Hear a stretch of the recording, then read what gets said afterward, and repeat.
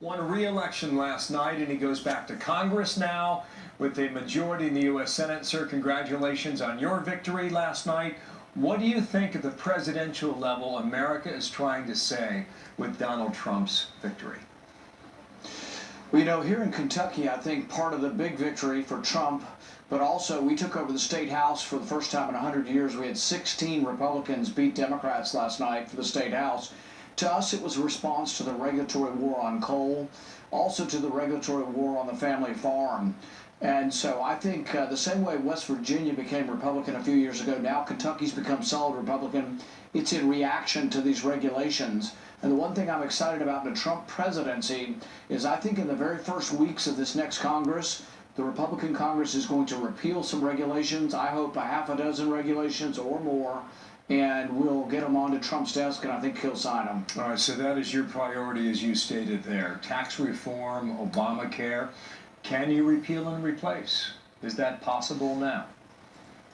You know, it's always difficult in the Senate because you got to get to 60 votes. But I think with the Republican president, it is a possibility. There's all kinds of bad things about Obamacare that should end. The number one thing on my list for Obamacare is we should make it legal, make it okay, lawful to sell insurance again.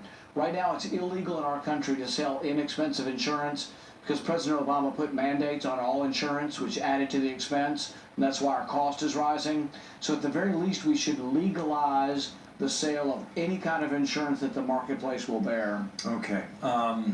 Then you move to immigration, perhaps. Perhaps there's tax reform in all this.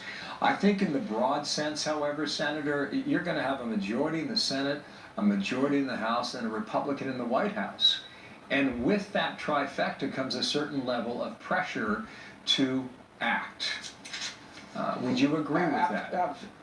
Absolutely. And, you know, while I'm all for overall tax reform, I'd like to act quickly just on some simple things. If we want American businesses to stay in America, we need to lower the corporate income tax. We have the highest corporate income tax in the world.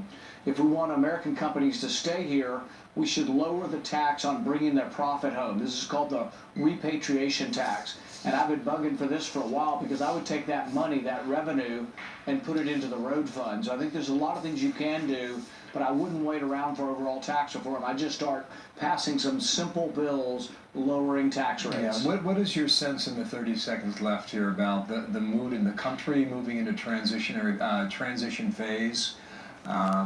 When you know you just came through a bruising national election and downright nasty at times?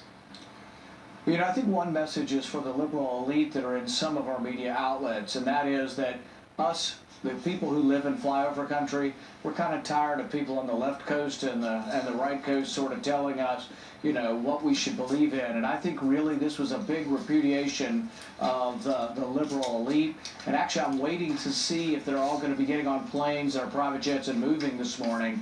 I hope that'll be fully reported in the news. Senator, thank you for your time. Rand Paul, re-election there in the state of Kentucky. Thank you, sir. Martha. So